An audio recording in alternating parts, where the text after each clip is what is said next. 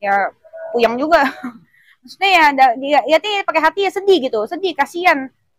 Cuman ya nggak bisa cabut.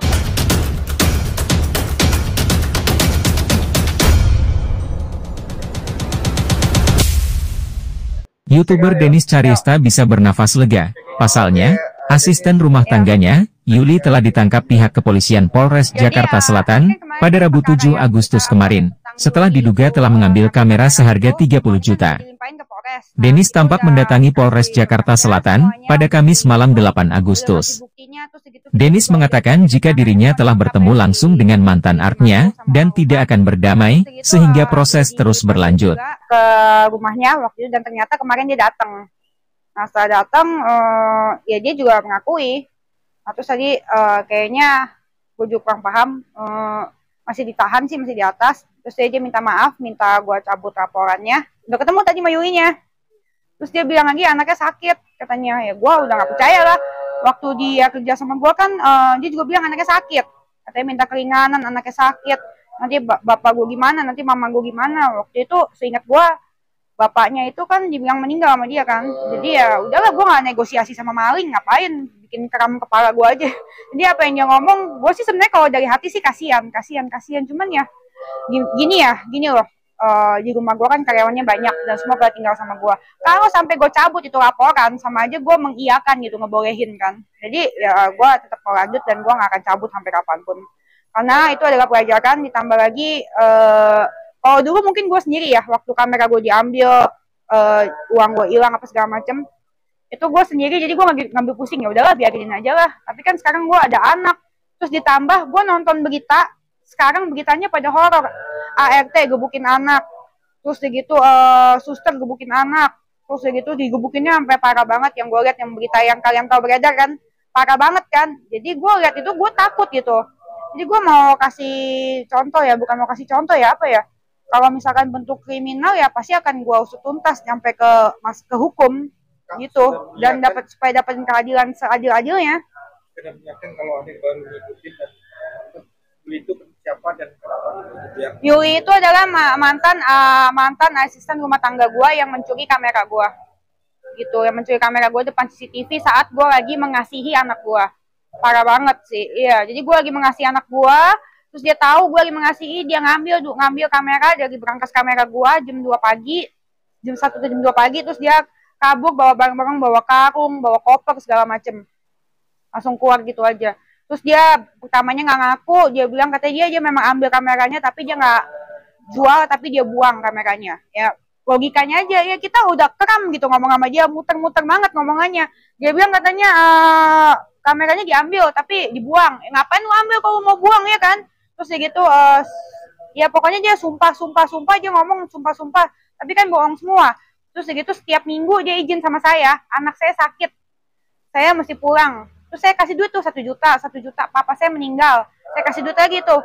Ternyata bohong itu semua. Pas kemarin saya tanya, itu anak siapa yang tiap kali kamu tiap minggu minta izin? Anak temen, kata dia. Anak temen, dia bilang. Iya, terus segitu bapaknya juga meninggal. Saya udah nggak percaya lagi lah sama semua yang dia ngomong lah. Terus kakak ada merasa pikiran ini, ada yang mengganggu, ada orang balik itu yang suka melewati Yuli gitu, bagaimana? Enggak sih ya, enggak sih. Emang siapa yang nggak suka sama saya? Mungkin. Kamu?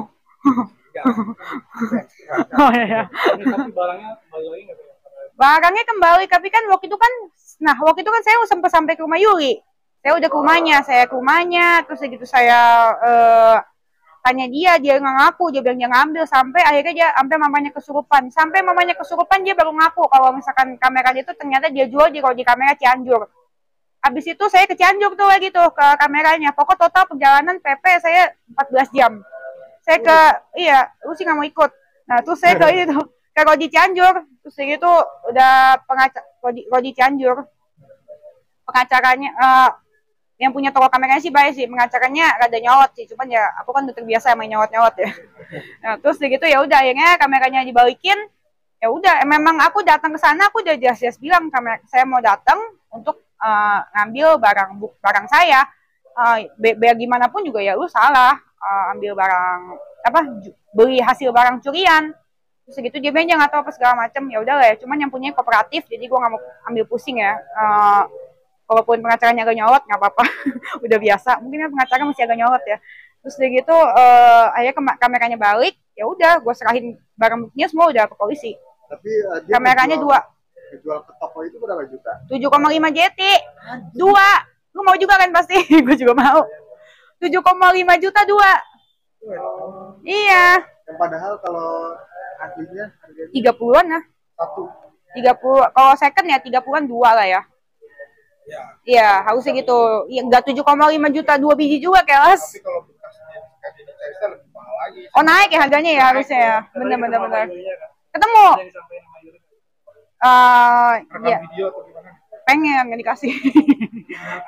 Yulinya nangis terus gitu dia minta maaf. Kalau maaf jujur saya pribadi ya minta maaf. Cuman memang kalau misalkan aku bilang maaf ya, tapi kalau misalkan secara hukum tetap lanjut. Terus dia bilang jangan dong, saya anak saya sakit, ini saya sakit, anak saya sakit.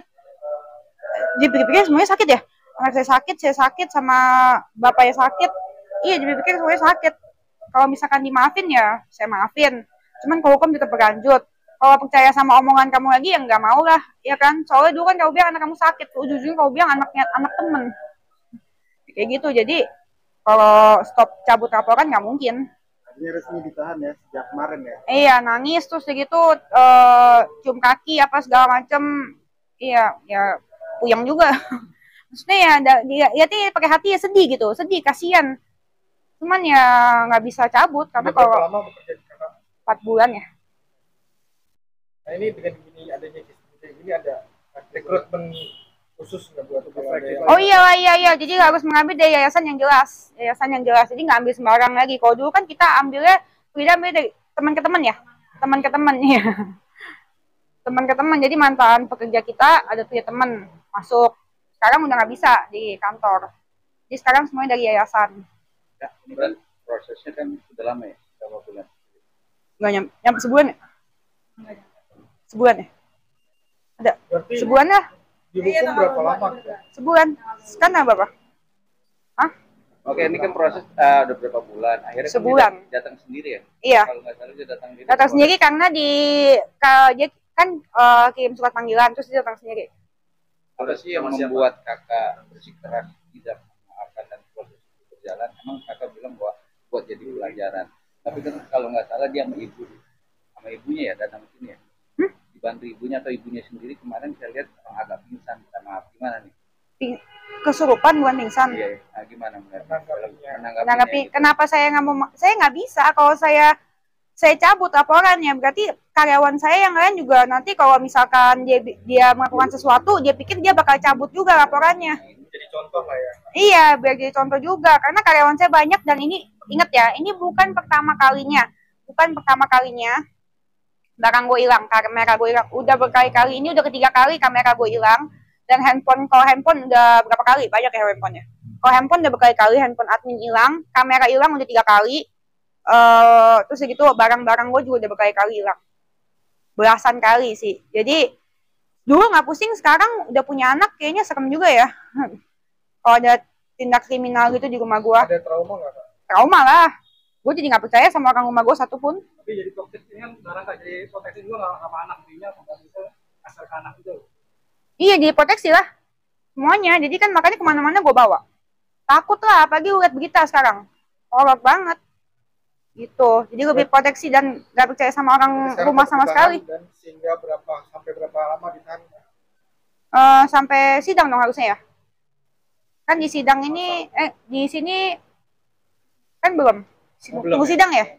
Tunggu sidang. Kemarin jam berapa datang sendiri? Nggak tahu jam berapa. Karena aku kemarin di rumah ini ngurusin si Jaden kan. Sebenarnya aku harus datangnya kemarin, tapi kan aku parno sama orang rumah kan, jadi nggak bisa titipin Jaden di rumah. Jadi aku bawa Jadennya sekarang. Dia kena pasal berapa jadinya? Pencurian dan pemberatan. Karena dia mengambilnya malam-malam hari saat kondisi ku tak berdaya lagi mengasihi. Ya benar lah, gue lagi mengasihi anak gue, dia mengambil. Ancaman hukumannya berapa tahun ya? Lupa. Hah? Bukan 7. 7 apa 5? 7 itu kakak 7 kayaknya. Ya dihukum sesuai dengan ini aja sih, sesuai dengan hukuman. Karena kan kita hidup di negara hukum ya, bukan di hutan rimba. Jadi buat semua pekerja dan siapapun itu lah, bukan pekerja orang, pekerja juga ya, bukan pekerja doang, harus tahu kalau misalnya mencuri itu ya salah. Salah, mengambil sesuatu yang bukan punya lu ya salah. Jadi ya memang harus dihukum.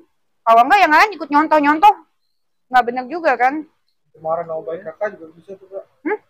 Saya di kantor KD Carista jadi tercemar dong. Oh iya. Harapannya kak jadi Oh, gimana?